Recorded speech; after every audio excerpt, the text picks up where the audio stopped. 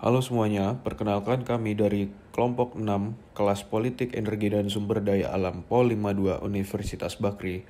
Pada video kali ini kami akan membahas mengenai diplomasi energi Uni Eropa dalam transisi ke energi terbarukan.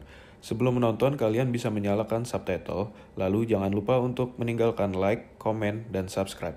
Terima kasih, selamat menonton.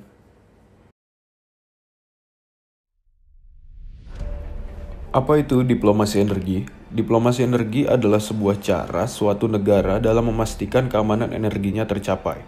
Negara pasti membutuhkan pasokan energi, namun tidak semua negara bisa memenuhi kebutuhan energinya secara mandiri, serta sumber daya yang ada di dunia ini juga terbatas.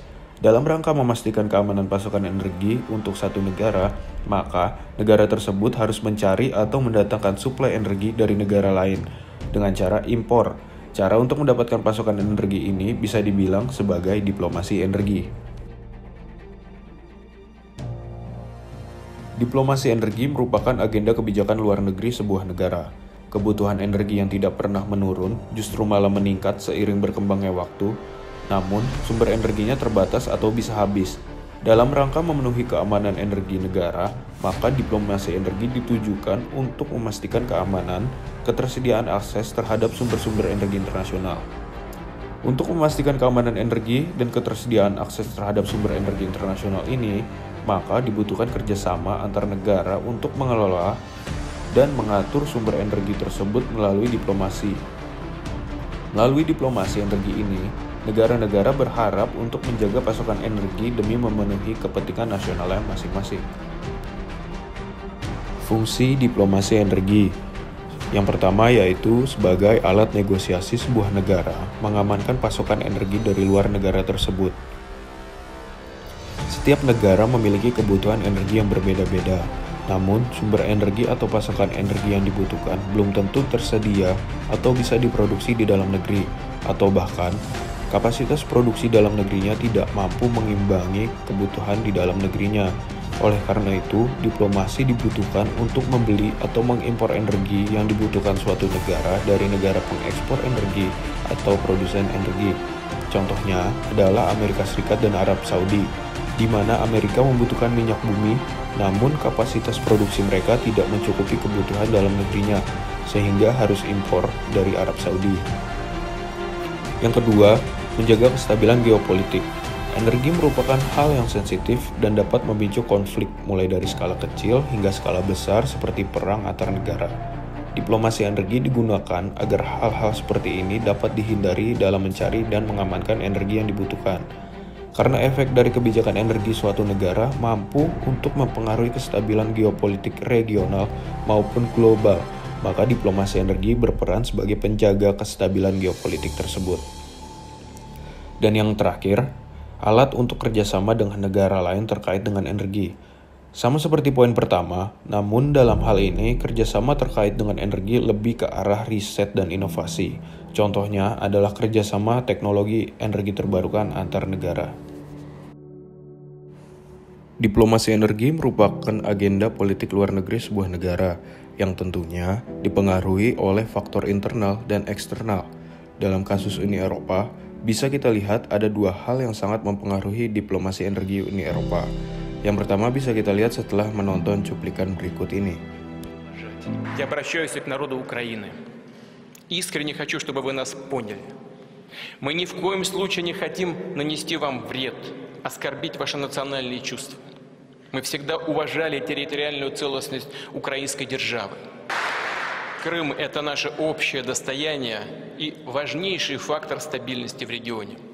И эта стратегическая территория должна находиться под сильным, устойчивым суверенитетом, который по факту может быть только российским. Aneksasi Rusia terhadap Crimea, Ukraina, membuat suplai gas Ukraina dan juga Uni Eropa terganggu. Peristiwa ini menjadi salah satu faktor Uni Eropa mengubah kebijakan energi dan diplomasi energinya. Dari yang tadinya fokus kepada energi fosil, menjadi fokus ke energi terbarukan. Hal ini juga membuat Uni Eropa mencari pemasok energi selain Rusia, karena selama ini Rusia menjadi pemasok utama sumber daya ke negara-negara Uni Eropa.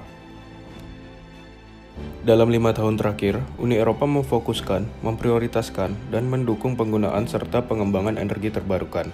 Yang bisa diartikan, Uni Eropa mulai bergerak melakukan transisi dari energi fosil ke energi terbarukan.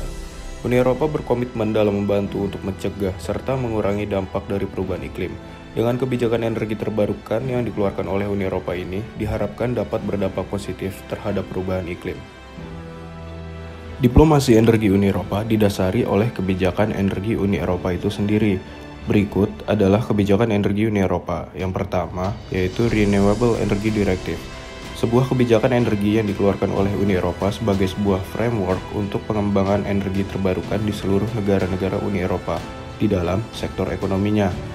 Lalu yang kedua, ada European Green Deal. European Green Deal merupakan sebuah kebijakan yang bertujuan agar menjadikan ekonomi Uni Eropa sebagai ekonomi yang berkelanjutan, dengan cara merubah tantangan-tantangan iklim dan lingkungan menjadi peluang di segala sektor kebijakan, seperti ekonomi, transportasi, agrikultur, energi, bangunan, dan industri.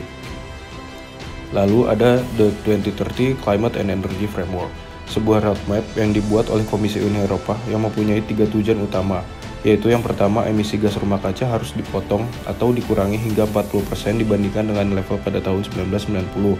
Yang kedua, setidaknya 32% bagian untuk penggunaan energi terbarukan. Dan yang ketiga, setidaknya 32,5% peningkatan jumlah efisiensi energi. Dan yang terakhir, ada pembentukan Energy Union. Komisi Uni Eropa pada tahun 2015 membentuk Energy Union, yaitu sebuah lembaga untuk mengkoordinasi negara-negara Uni Eropa dalam transformasi suplai energi. Energy Union ini dibentuk mengedepankan kebijakan mengenai perubahan-perubahan iklim. Kebijakan diplomasi energi Uni Eropa didasarkan pada kebijakan-kebijakan energi dari Uni Eropa itu sendiri. Nah, yang pertama ada The European Energy Security Strategies. The European Energy Security Strategies atau disingkat EESS menawarkan sebuah tindakan eksternal maupun internal bagi negara-negara Uni Eropa dalam rangka mengamankan pasokan sumber daya mereka. Selanjutnya, rencana aksi diplomasi energi Uni Eropa. Pada tahun 2015, Council of the European Union mengadopsi rencana aksi diplomasi energi yang mendorong institusi-institusi untuk dapat bekerja sama dengan Komisi Uni Eropa dan negara-negara Uni Eropa untuk mengikuti tujuan dari EESS dan membuat energi yang ramah iklim. Manfaat dari diplomasi energi Uni Eropa, yaitu yang pertama, meningkatkan investasi pada negara-negara Uni Eropa. Seiring dengan berjalannya kebijakan energi terbarukan Uni Eropa, investasi pada bidang energi terbarukan juga ikut meningkat. Dalam 2 dekade terakhir, sektor energi terbarukan hanya terpengaruh sedikit pada saat krisis finansial terjadi. Selanjutnya, Uni Eropa menjadi pemimpin dalam upaya dekarbonisasi mengalahkan Amerika Serikat dan Tiongkok. Yang ketiga, diversifikasi energi Uni Eropa. Uni Eropa tidak bergantung kepada satu jenis energi saja dan satu supplier saja. Melalui diplomasi energi Uni Eropa, mendapatkan alternatif pemasok energi selain Rusia, mengingat Rusia menjadi supplier utama energi Uni Eropa. Dan yang terakhir, yaitu terbentuknya pasar energi internal Uni Eropa.